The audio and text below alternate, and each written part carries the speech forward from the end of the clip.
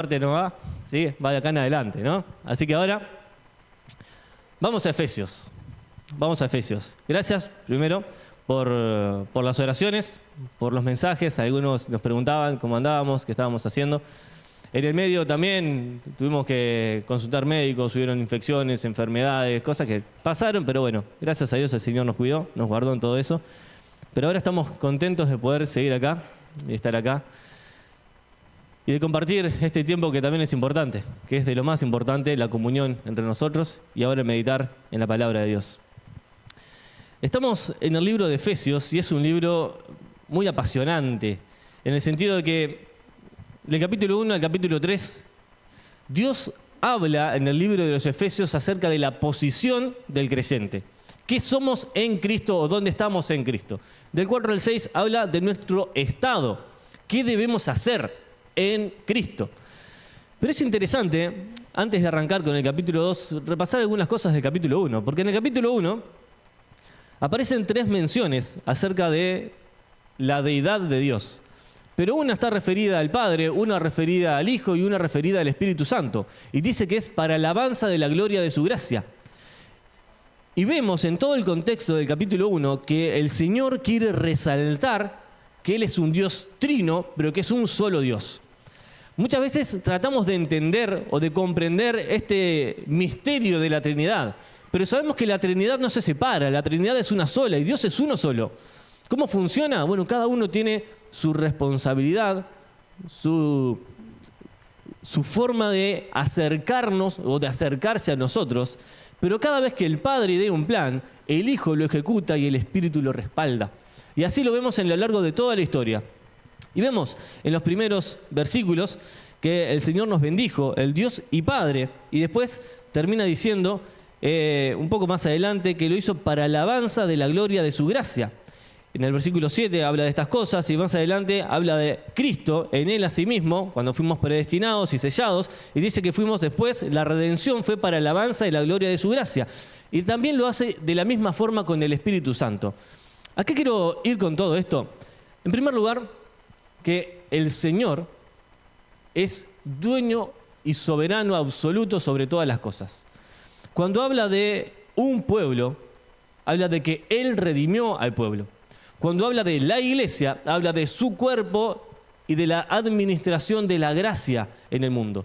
Pero todo eso tiene una sola función: alabar la gloria y la gracia de Dios, y no la gloria de ninguna persona en este mundo, sino la del Padre, la del Hijo y la del Espíritu Santo. Por eso mismo, en el bautismo nos identificamos con la Trinidad, en el nombre del Padre, del Hijo y del Espíritu Santo. Los 3 son Dios.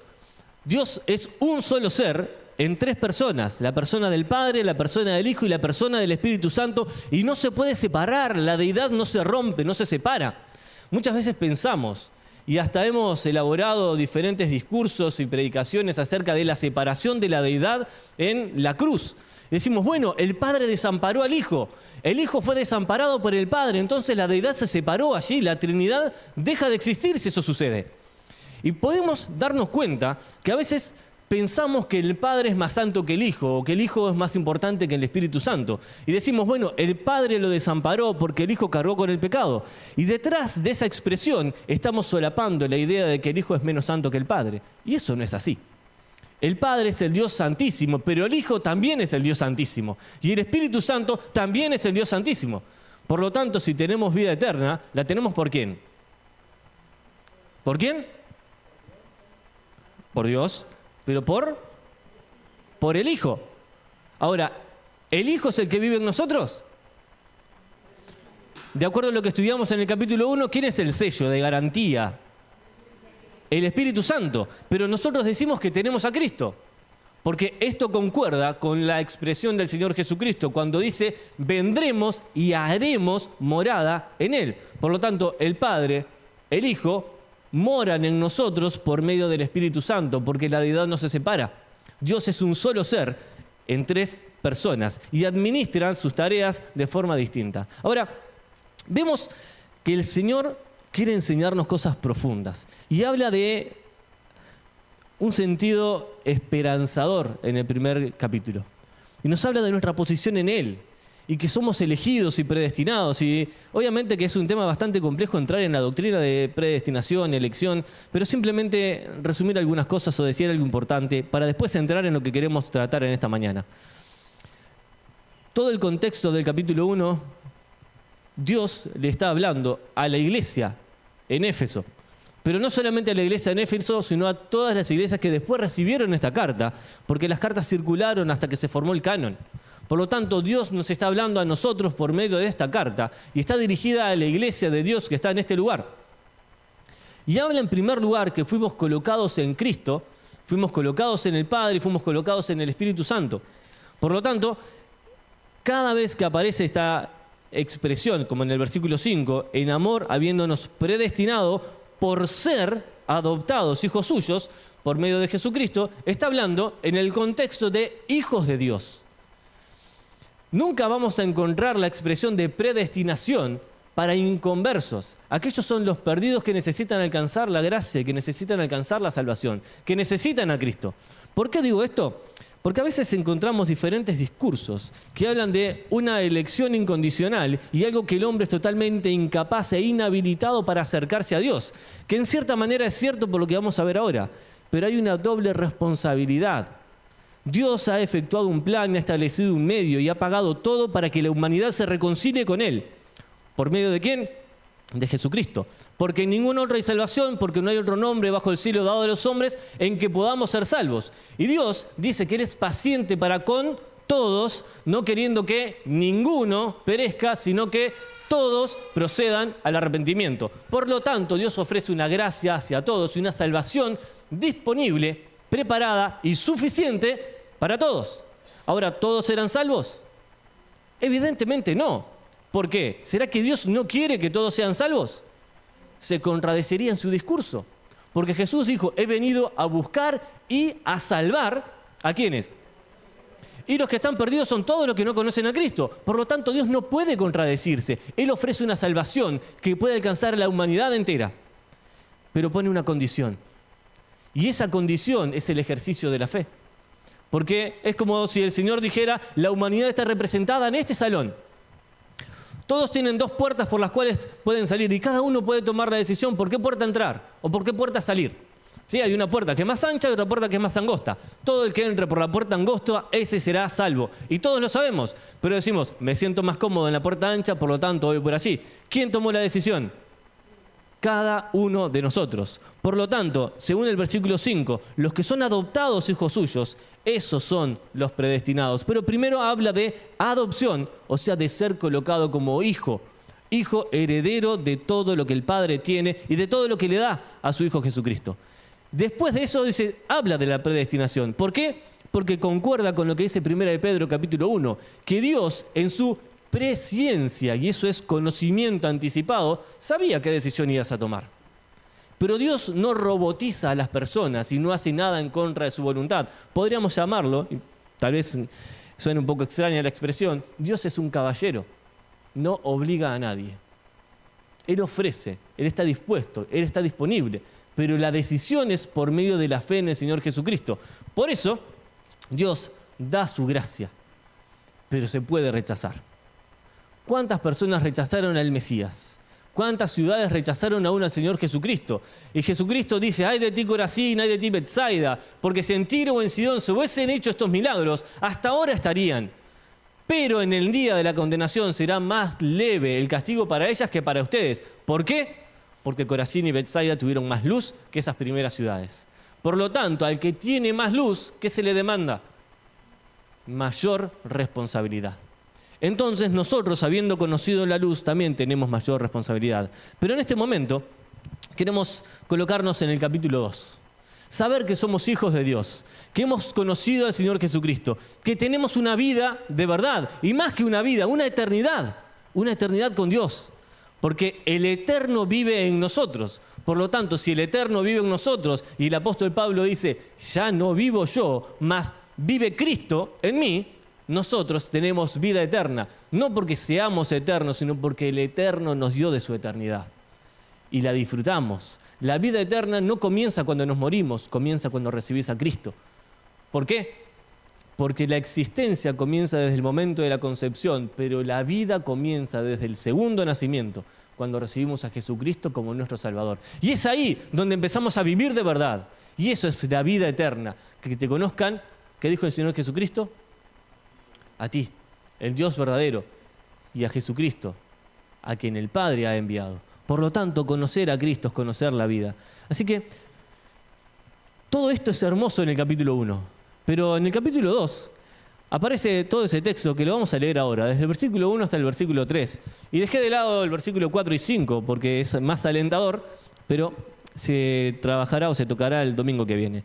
Dice, capítulo 2, versículo 1, y Él os dio vida a vosotros, cuando estabais muertos en vuestros delitos y pecados, en los cuales anduvisteis en otro tiempo, siguiendo la corriente de este mundo conforme al príncipe de la potestad del aire, el espíritu que ahora opera en los hijos de desobediencia, entre los cuales también todos nosotros vivimos en otro tiempo, en los deseos de nuestra carne, haciendo la voluntad de la carne y de los pensamientos, y éramos por naturaleza hijos de ira, lo mismo que los demás.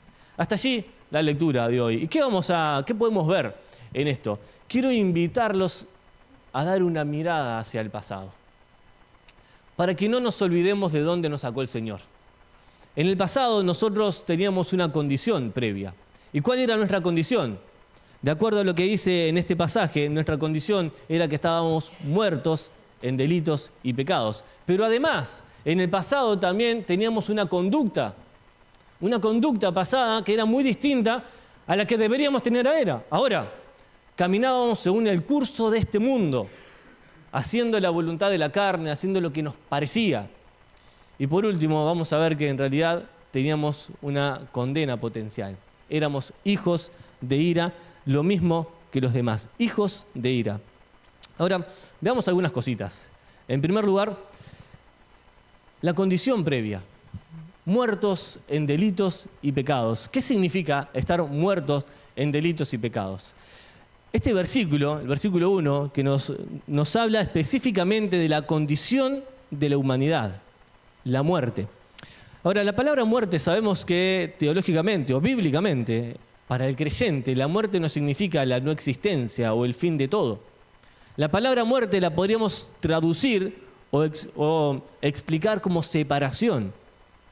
Si estábamos muertos en delitos y pecados, es porque nuestros delitos y pecados, o sea, nuestra naturaleza de pecado con la cual nacemos, heredamos la naturaleza de pecado porque un padre pecador, una madre pecadora, solamente tiene un hijo pecador. Pueden ver a Misael que está allá atrás, pueden ver a Emilia para allá atrás, y son dos pecadores. Y lo ven, pero qué precioso el bebé, son dos pecadores que necesitan arrepentirse y creer en el Evangelio. Porque el pecado nace con nosotros por herencia. Y naturalmente nacemos separados de la gloria de Dios. No es el tema para hoy acerca de qué pasa cuando un bebé muere, si el Señor tiene misericordia o no. Dios es justo, santo, fiel, y Él hace su voluntad y no desampara a aquel que no tiene responsabilidad de tomar una decisión. Pero no vamos a entrar en ese aspecto en este momento. Cuando Dios nos ve o ve a la humanidad, la ve en su condición natural. Cada uno de nosotros tenemos una historia, ¿verdad? Si empezamos a contar nuestra historia, podremos pasar horas y horas y horas. Muchas cosas pasaron en nuestra vida. Cuando nosotros hablamos de la muerte espiritual, no está hablando de algo inerte, algo que no existe, sino algo que está separado de algo mejor. Cada uno de nosotros, en nuestra historia, deberíamos volver al tacho de basura para revivir lo que Cristo ya perdonó. Y es importante darnos cuenta que no es necesario volver al tacho de basura para saber que la mugre está allí. Y a veces nosotros empezamos a contar nuestro testimonio y revolvemos tanto que se transforma en algo totalmente innecesario. Ahora, eso no significa que nos tenemos que olvidar de dónde nos sacó el Señor. La Biblia dice que estábamos muertos en delitos y pecados. Y en medio de todo esto, Romanos 6:23 dice que la paga del pecado es muerte. Y qué bueno que el versículo no termina ahí. Porque el pecado sí nos separa de Dios. Todo pecado nos separa de Dios. Ahora, no solamente cuando no somos hijos de Dios. Físicamente o espiritualmente separados de Dios podemos estar cuando tenemos a Cristo. A ver si puedo explicar esto un poquito. Romanos dice que nada nos podrá separar del amor de Dios. Ni tribulación, ni angustia, ni hambre, ni desnudez, ni lo alto, ni lo profundo. Nada creado nos puede separar del amor de Dios que es en Cristo Jesús, y lo creemos, y es verdad. Nada nos puede separar de su amor. Nada ni nadie puede separarse de Cristo cuando Cristo se une a Él. Pero ¿qué pasa cuando el pecado vuelve a introducirse en nuestra vida? ¿Qué pasa cuando empezamos a permitir conductas en nuestra vida que empiezan a opacar la obra del Espíritu en nosotros? La salvación no se pierde porque está garantizada en Cristo, y lo vimos en el capítulo 1. El Espíritu Santo es ese título de propiedad, la garantía, le pertenecemos a Dios, somos de Él y nadie lo puede cambiar.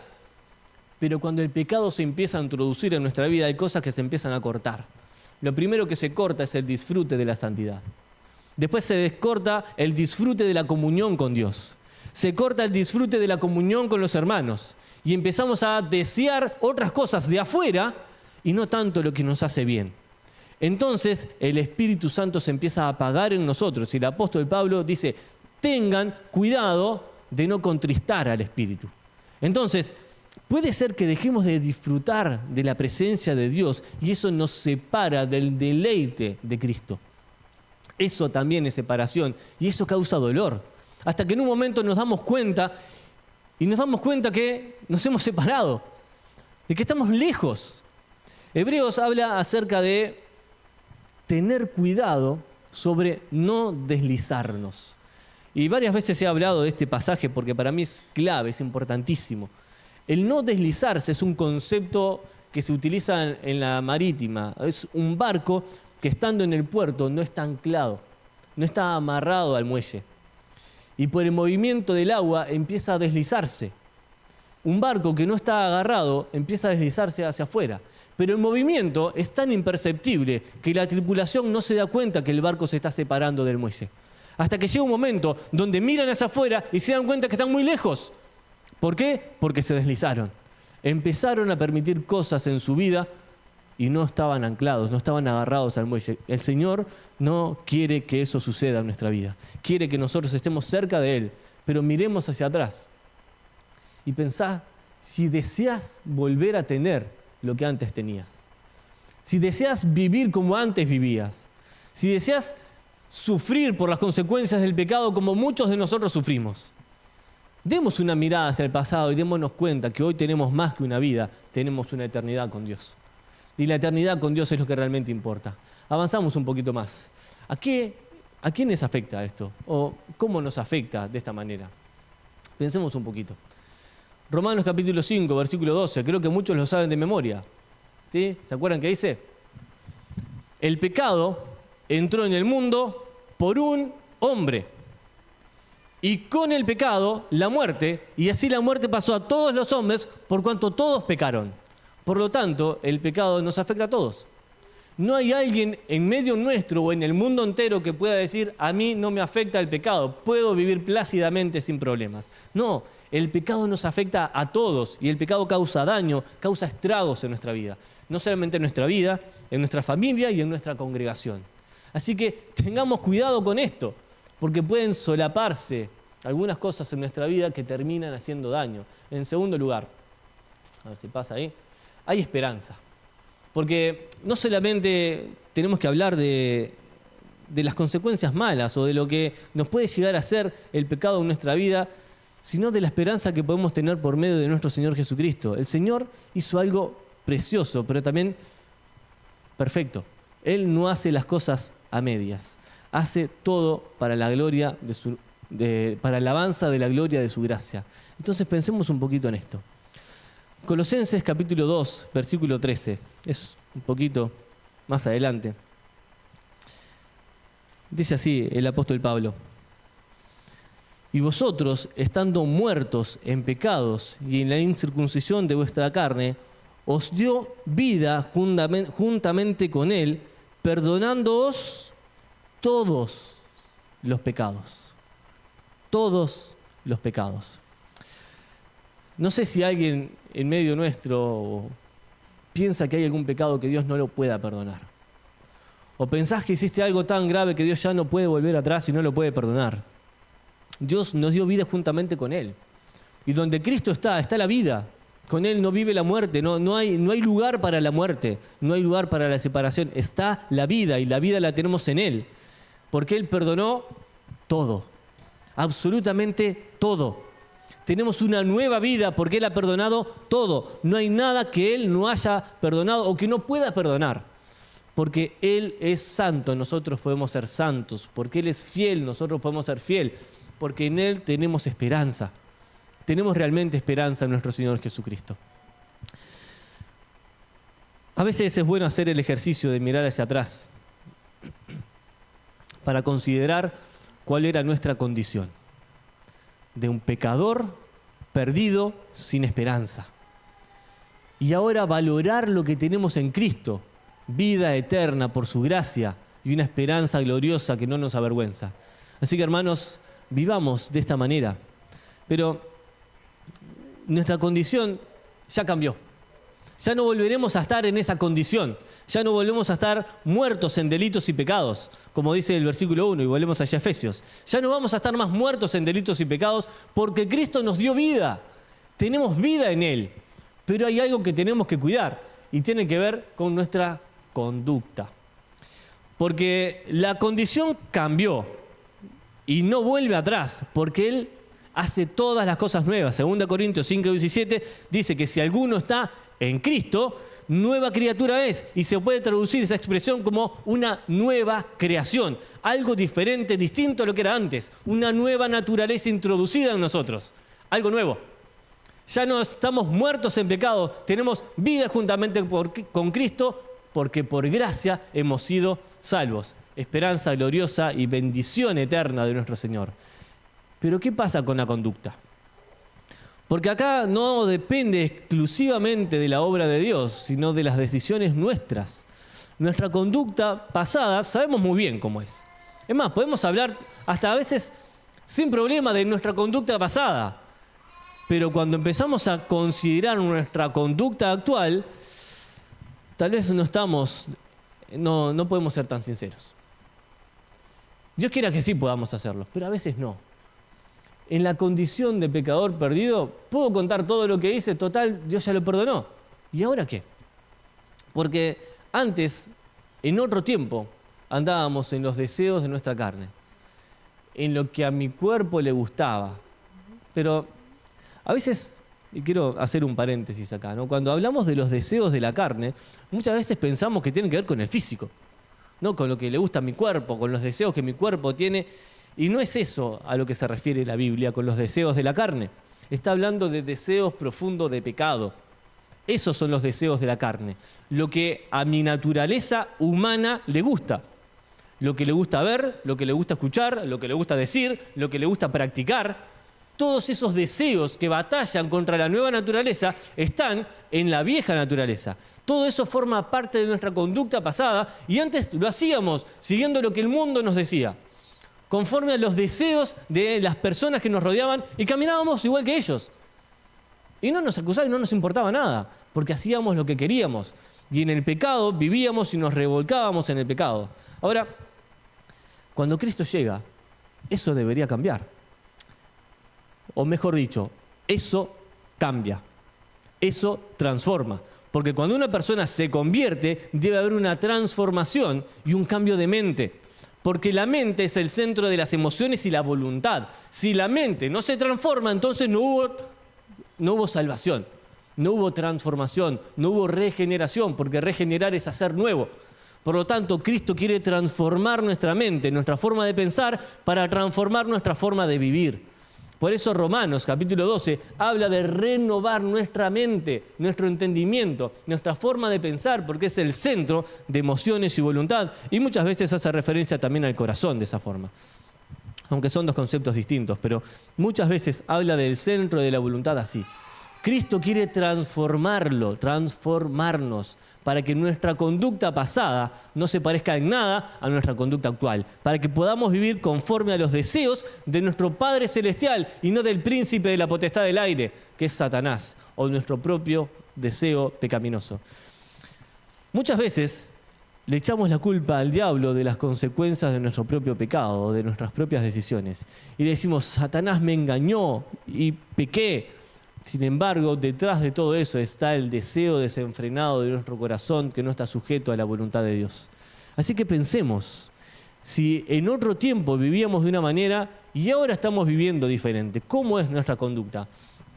Antes de Cristo, no solo estábamos muertos en pecado, sino que también vivíamos de acuerdo a los patrones pecaminosos del mundo.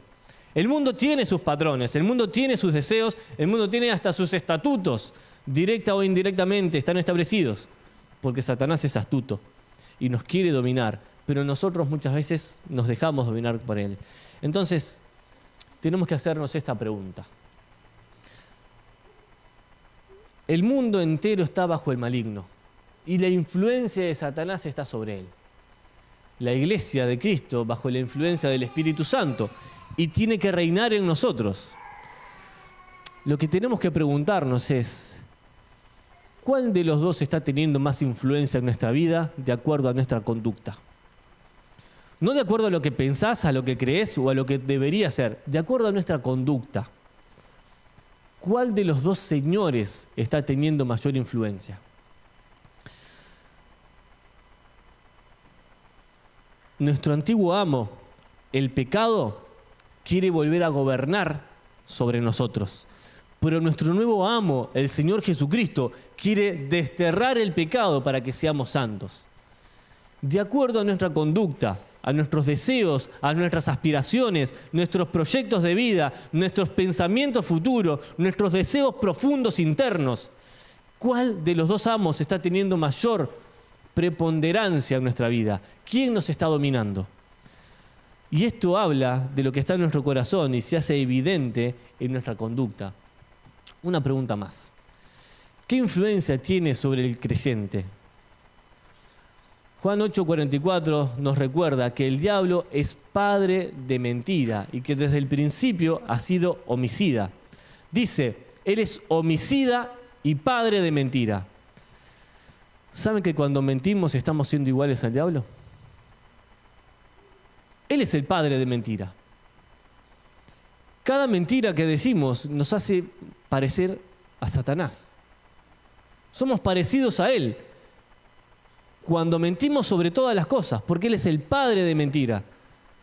Cuando hablamos verdad y justicia nos parecemos al Señor. A veces mentimos para zafar de algunas situaciones y muy entre comillas pensamos que nos va bien, porque zafamos de alguna situación que estábamos en aprietos, pero al costo de ser iguales que Satanás, porque él es el padre de mentira. No quiero minimizar ningún pecado, pero a veces parece que la mentira es algo que, una mentirita piadosa, no le hace mal a nadie. Sin embargo, Satanás es el padre de mentira. Cuando mentís te estás pareciendo a él. Y si mentís, sea una gran mentira o una pequeña mentira, de acuerdo a nuestro criterio, lo que estamos haciendo es imitar la conducta de él. ¿Nos afecta? Y por supuesto que sí. A ver, capaz que suena fuerte esto, pero todos somos mentirosos. Naturalmente somos mentirosos. Nos sale natural mentir, porque está en nuestra naturaleza. Pero tenemos que refrenar eso para que la gloria de Dios pueda manifestarse en nosotros. ¿Cómo podemos contrarrestar esto? ¿Cómo podemos hacer algo distinto? ¿Cómo podemos vivir de una forma diferente? Bueno, hay esperanza nuevamente. Santiago capítulo 4, versículo 4, nos advierte que la amistad con el mundo es enemistad contra Dios. Y hay algo que subraya acá este pasaje, ¿no? Todos los conocemos bastante bien. Santiago capítulo 4, palabras más, palabras menos, dice, aquel que es amigo del mundo se declara enemigo de Dios. Así que si te estás amigando con el mundo, ya sabes la consecuencia.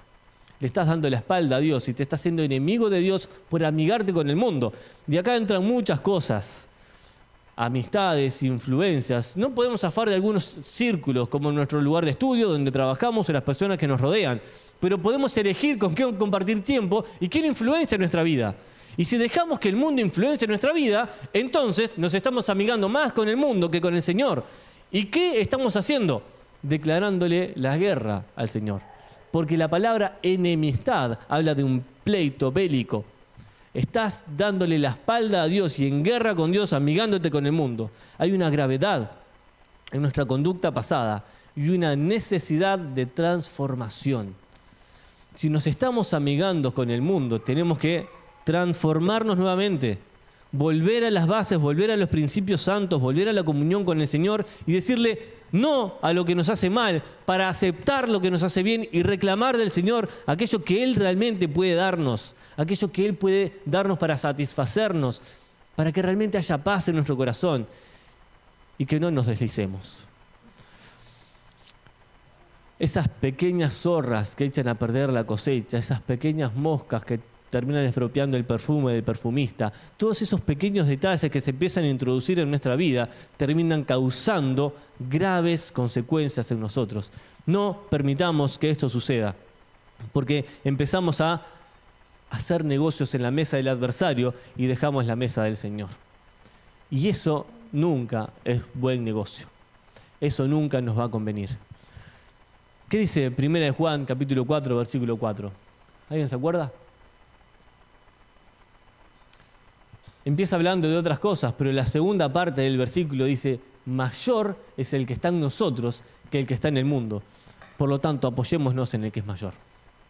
Apoyémonos en nuestro Señor Jesucristo. Vayamos, como dice Hebreos capítulo 4, al trono de la gracia, para hallar gracia y misericordia para el oportuno socorro.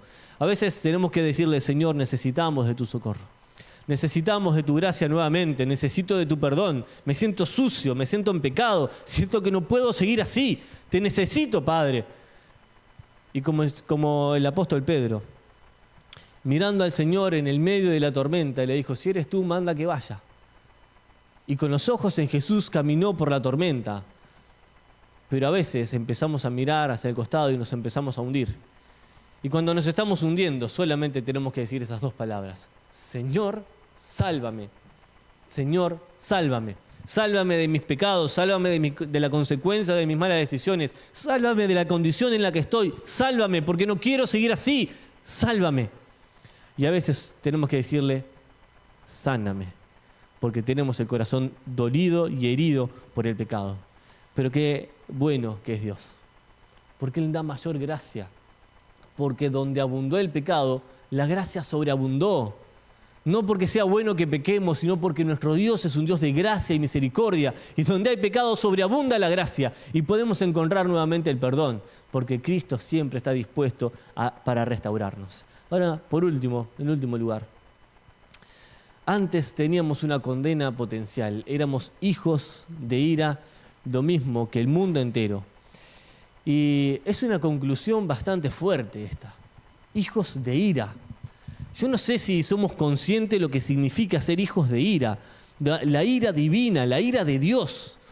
Ese Dios que derramó fuego del cielo, consumió el altar que tenía Elías allí y consumió no solamente el sacrificio, las piedras y hasta el polvo, el agua, y no quedó nada por la ira de Dios por el pecado. Ese mismo Dios de ira que trajo el diluvio y destruyó al mundo entero. Ese Dios de ira, que la ira de Dios fue derramada en su Hijo Jesucristo, llevando nuestro pecado. La muerte más atroz y la expresión más cercana al infierno, la ira de Dios sobre él. Este versículo resalta que de no ser por la intervención de Dios, estaríamos destinados a recibir su ira sobre nosotros. Y eso es una eternidad también. Pero no es vida, es una muerte eterna. Yo no sé si todos los que estamos acá estamos seguros que iremos con el Señor. Tal vez todavía seguís siendo un hijo de ira.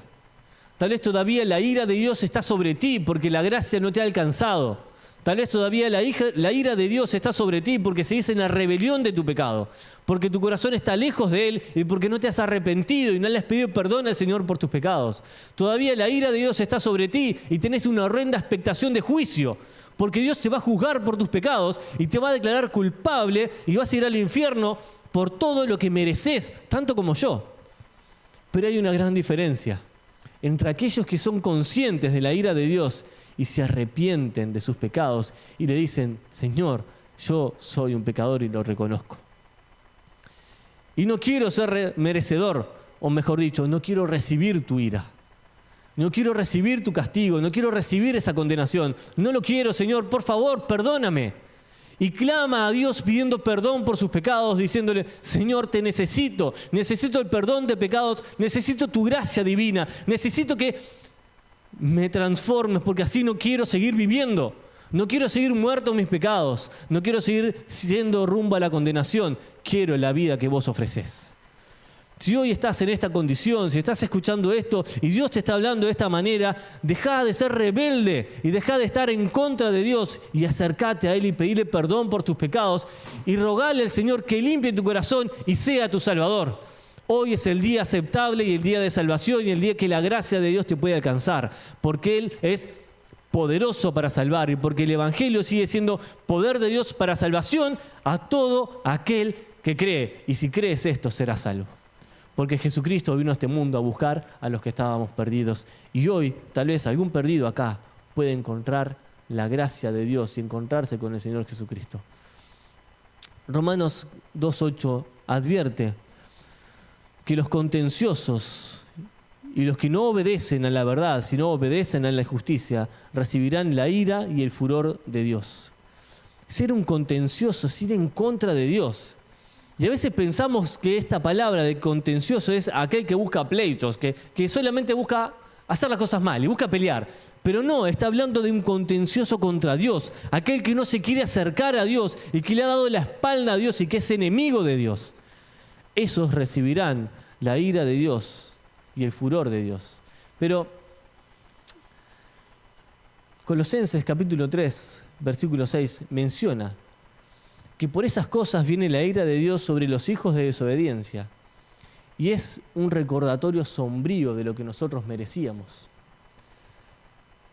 No quiero hablar solamente de lo que nos hace mal o de lo malo en nosotros. Quiero que nos demos cuenta de la obra que Cristo hizo en nuestra vida.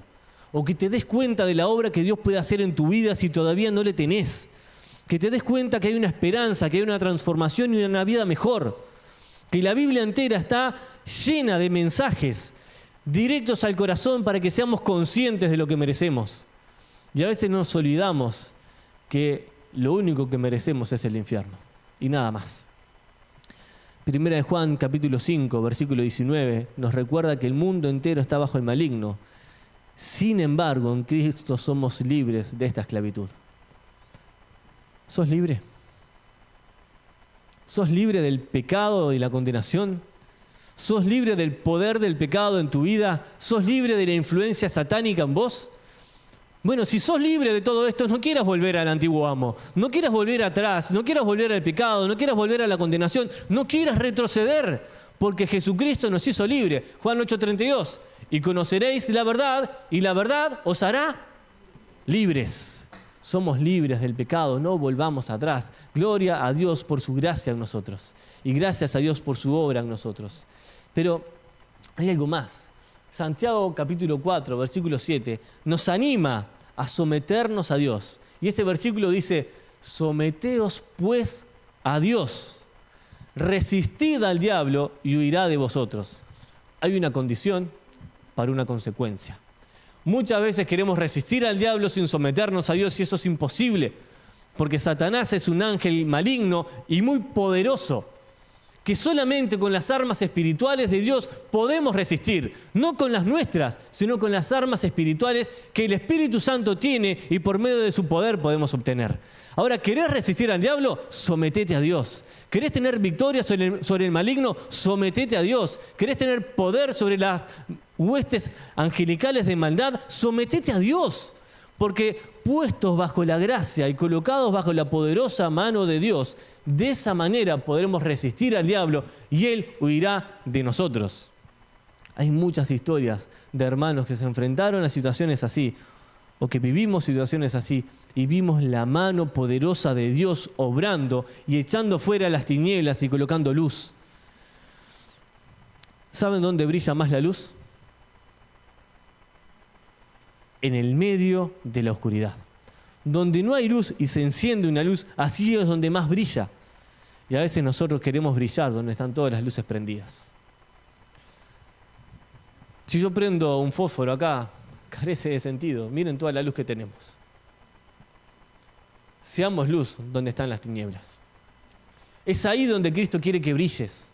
Es ahí donde Cristo quiere que alumbres.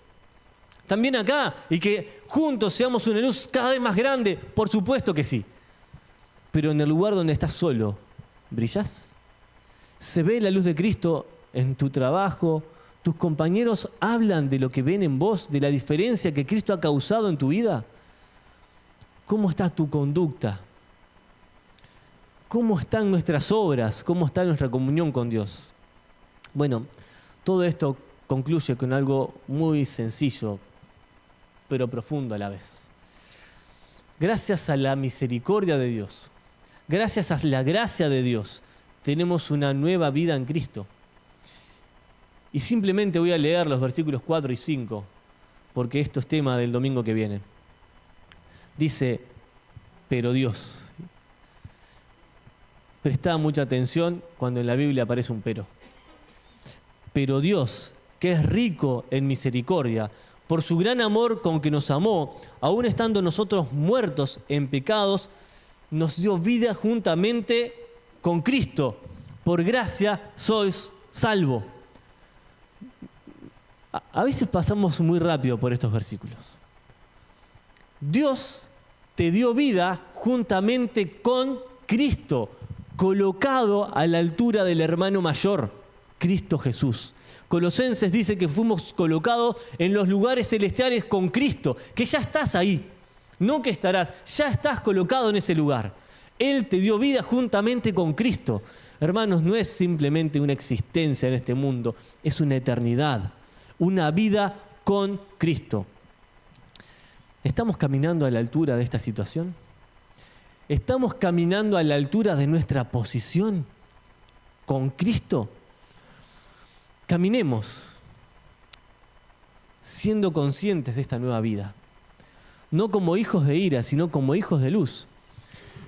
Efesios 5:8 dice, porque en otro tiempo éramos tinieblas, mas ahora sois luz en el Señor, andad como hijos de luz. El mundo necesita la luz de Cristo. El mundo necesita la luz de los hijos de Dios. La creación gime esperando la manifestación gloriosa de los hijos de Dios. La manifestación tuya, mía, como hijos de Dios, como hijos de luz. No mostrando las obras pasadas, no mostrando nuestra condición pasada, no mostrando nuestra conducta pasada, no siendo hijos de ira, sino siendo hijos de luz. Estamos caminando así, mostremos al mundo la transformación que solo puede venir a través de la fe en nuestro Señor Jesucristo. Dios hizo una obra poderosa en aquellos que le creen. ¿Crees esto? Estamos en Cristo, estamos con Cristo, hemos sido bautizados en el Espíritu Santo. ¿Y recuerdan lo que significa la palabra bautismo? Es sumergidos completamente en Él. Por lo tanto, nunca nos podremos separar de Él. Él está por dentro, por fuera y nos rodea absolutamente, completamente. Él transforma desde adentro hacia afuera y da nueva vida y esperanza. Hermanos, vivamos a la altura de nuestra posición. Y no nos conformemos con menos, no volvamos atrás. Yo sé que a veces el enemigo empieza a ganar ventaja en nuestra vida, pero no nos olvidemos de dónde nos sacó el Señor. No nos olvidemos de la condición que teníamos antes. No nos olvidemos que la gracia de Dios nos ha alcanzado y que la vida eterna la tenemos por Cristo. ¿Somos conscientes de esto? Que hoy sea un momento en los cuales podamos meditar en todas estas cosas y darle gracias a Dios porque tenemos vida eterna, una nueva vida, pero porque tenemos una eternidad que nos espera con Él. Muchas veces hemos hecho esta pregunta, ¿dónde pasarás la eternidad? Y podemos pensar o agregar, ¿cómo pasarás la eternidad? Porque a veces decimos, voy a pasar la eternidad con el Señor. Bien, Gracias a Dios por eso. Pero ¿cómo lo vas a hacer?